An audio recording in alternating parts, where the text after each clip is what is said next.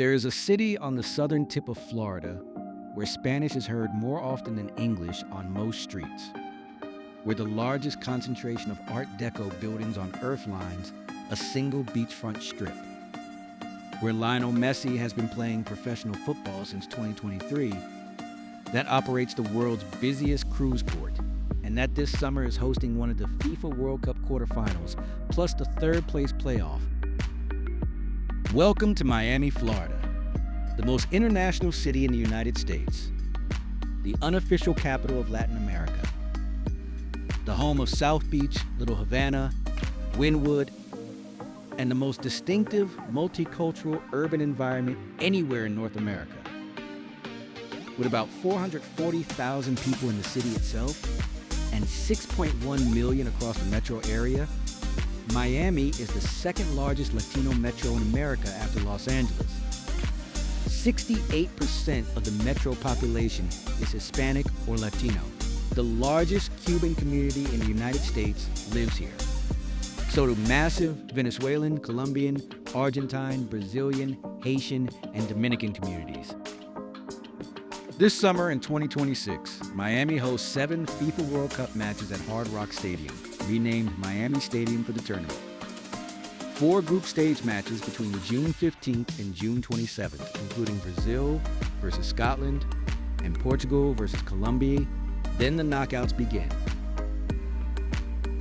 A round of 32 match on July 3rd, one of the 4 quarterfinals on July 11th, and the third place playoff on July 18th, the second to last match of the entire tournament. In this video, we are covering everything. South Beach, Little Havana, Wynwood Walls, the Everglades, where to stay, and exactly how to plan your trip. Let's get into it. Miami was founded in 1896, making it one of the youngest major American cities, just 130 years old. Founded by Julia Tuttle, the only woman who has ever founded a major American city. The early growth was driven by the railroad reaching South Florida and the discovery that you could escape northern winters here. The city transformed completely after the 1959 Cuban Revolution. Hundreds of thousands of Cuban exiles fled to Miami, settling primarily in the neighborhood that became known as Little Havana. They built businesses, restaurants, and entire cultural systems. By the 1980s, Miami had become the de facto capital of Latin America. Major Latin American businesses, banks, and consulates established their North American headquarters here. Spanish became the dominant language of commerce. Today, Miami is one of the most ethnically diverse cities in the country. Spanish is the primary language for more than 60% of metro residents. The Cuban influence remains strong, but the city has absorbed major populations from Venezuela, Colombia, Argentina, Brazil, Haiti, and the Dominican Republic.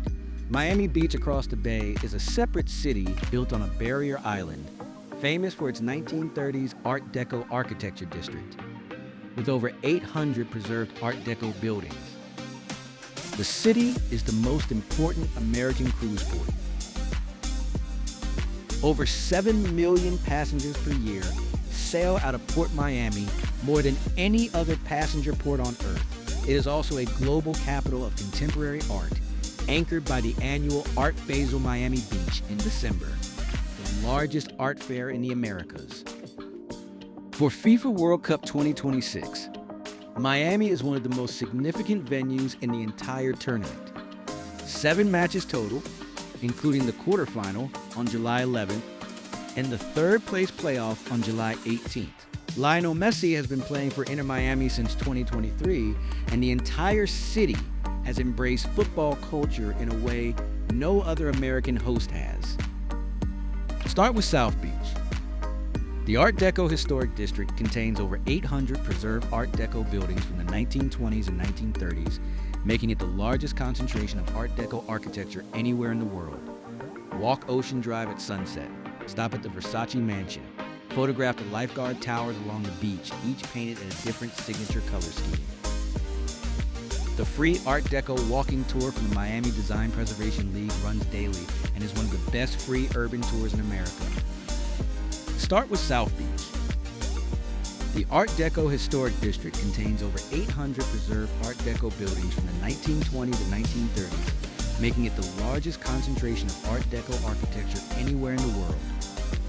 Walk Ocean Drive at sunset, stop at the Versace Mansion, photograph the lifeguard towers along the beach, each painted in a different signature color scheme.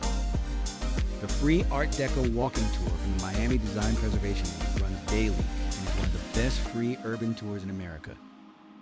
Little Havana is the most distinctive cultural neighborhood in Miami. Walk Calle Ocho between Southwest 12th Avenue and Southwest 17th Avenue. Stop at Domino Park, where Cuban exiles have been playing dominoes daily since the 1960s. Watch cigar rollers at El Titan de Bronze. Order a Café Cubano standing at the Ventanita window of Versailles Restaurant. Listen to live Cuban music at Ball and Chain on a weekend night. Wynwood is the global capital of street art. The Wynwood Walls Outdoor Museum, established in 2009 by the late developer Tony Goldman, features rotating murals by some of the most acclaimed street artists in the world. Admission is around $12. The surrounding neighborhood streets are themselves a continuous open-air art gallery, completely free to walk through. Allowed 3 to 4 hours. The Vizcaya Museum and Gardens is one of the most surprising historic homes in America. Built between 1914 and 1922 by industrialist James Deering as a winter retreat, the Italian Renaissance villa is set in 50 acres of formal gardens and a stunning bayfront stone barge. Admission is around $25. For something completely different, the Everglades National Park is just 50 kilometers west of downtown. The largest subtropical wilderness in the United States. Airboat tours through the sawgrass marshes, alligator sightings, and the unique ecosystem make this an essential half-day or full-day trip from Miami. Shark Valley and Anhinga Trail are the most popular access points. The Perez Art Museum, Miami on Biscayne Bay, is the city's premier contemporary art museum, with a Herzog and de Meuron design building anchoring downtown. The Philip and Patricia Frost Museum of Science. Directly next door is the city's main science museum and planetarium. Quick pause here. If this video is helping you so far, drop a like and subscribe. It really helps the channel grow, and we put a lot of research into every guide. Miami hotels split into two completely different worlds. Miami Beach for the beach and nightlife experience. And mainland, Miami and neighborhoods like Brickell, downtown, and Coconut Grove for the urban and business experience. The Faena Hotel on Miami Beach is the most theatrical luxury hotel in the entire country. Designed by Argentine entrepreneur Alan Faena and acclaimed director Baz Luhrmann, with a gold Damien Hirst woolly mammoth skeleton in the lobby, and the most over-the-top design statement of any major American hotel. The Setai Miami Beach is the most refined, Asian-inspired luxury property, with 3 pools at different temperatures and one of the most acclaimed spas in town. The Edition Miami Beach by Ian Schrager is the design-forward boutique benchmark, with the iconic Tropical restaurant and an ice skating rink in the basement. The Fontainebleau Miami Beach is the iconic 1954 mid-century landmark, restored as a sprawling resort with the High Beach Pool Club and Live nightclub. The View South Beach, the 1 Hotel South Beach, and the Standard Spa, Miami Beach, are other top-tier beach options. On the mainland, the Mandarin Oriental Miami sits on Brickell Key with its own private peninsula and the most prestigious mainland luxury. The Aquilina Resort and Residences in Sunny Isles further north offers private beachfront luxury. For something more affordable but still central, the Kimpton Epic Hotel and the JW Marriott Marquis Miami in Brickell offer the best downtown business hotel value. Miami food culture is defined by 3 deep traditions: Cuban and Latin American cooking, Floridian seafood, and a serious contemporary fine dining scene that has emerged over the last decade. Start with Versailles Restaurant on Calle Ocho. Operating since 1971, it is widely considered the most important Cuban restaurant outside of Cuba itself. Order the classic Cuban sandwich, croquetas de chamon, ropa vieja, and a Café Cubano at the Ventanita walk-up window. Lunch is the busy time in the experience. For the truly iconic Miami seafood experience, Joe's Stone Crab in South Beach has been operating since 1913. The legendary stone crab claws are only available October through May, and the restaurant closes for the off-season every summer. If you visit during the World Cup window, Joe's will be closed. Instead, head to Joe's Takeaway next door for the year-round version. For modern fine dining, Stubborn Seed in South Beach by Top Chef winner Jeremy Ford holds a Michelin star and is one of the most acclaimed restaurants in the entire state of Florida. Boya Day in Buena Vista is another Michelin-starred favorite, focused on modern Italian. The Bazaar by Jose Andres inside the SLS South Beach brings the celebrated chef's molecular Spanish concept to Florida. For Latin American beyond Cuban, KYU in Wynwood is the most acclaimed Japanese wood-fired specialty restaurant in town. Chug's Diner serves elevated Cuban diner classics. Edamai brings Peruvian Nikkei sushi to the Design District. Café Cubano is the signature Miami coffee. Strong, sweet, served in small espresso cups at corner ventanitas all over the city. Order it at Versailles, La Carreta, or any neighborhood Cuban bakery. And the Mojito, while originally Cuban, has become Miami's signature cocktail, especially at Sunset Poolside. Miami International Airport, MIA, is approximately 11 kilometers west of downtown. It is the busiest airport in the United States for Latin American flights, with direct connections to virtually every major South American, Central American, and Caribbean city. American Airlines operates its primary Latin American hub here. Fort Lauderdale Hollywood International Airport, FLL, is about 45 kilometers north and serves as the budget alternative.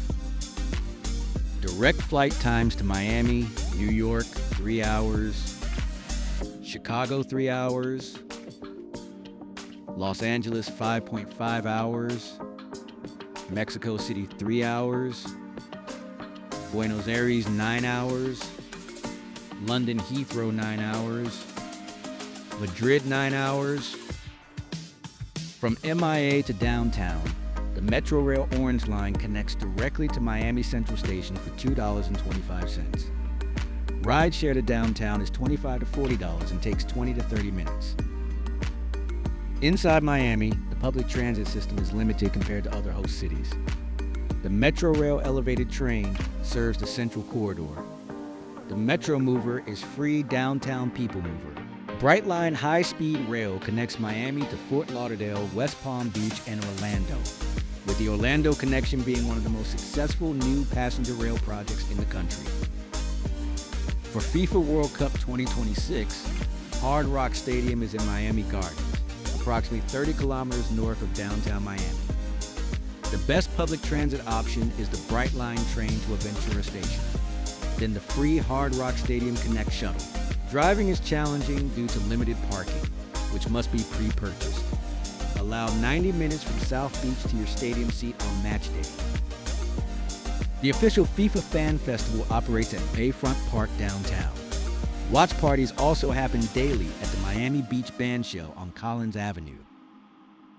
The most international city in the United States, the largest concentration of Art Deco architecture on Earth, the unofficial capital of Latin America, the world's busiest cruise port, the home of Lionel Messi since 2023, and one of the only FIFA World Cup 2026 venues hosting both a quarterfinal and a third-place playoff. When you are ready to plan your Miami trip, head to PalapaVibez.com. Built by travelers, for travelers. The link is in the description. Drop a comment down below. We read every single one.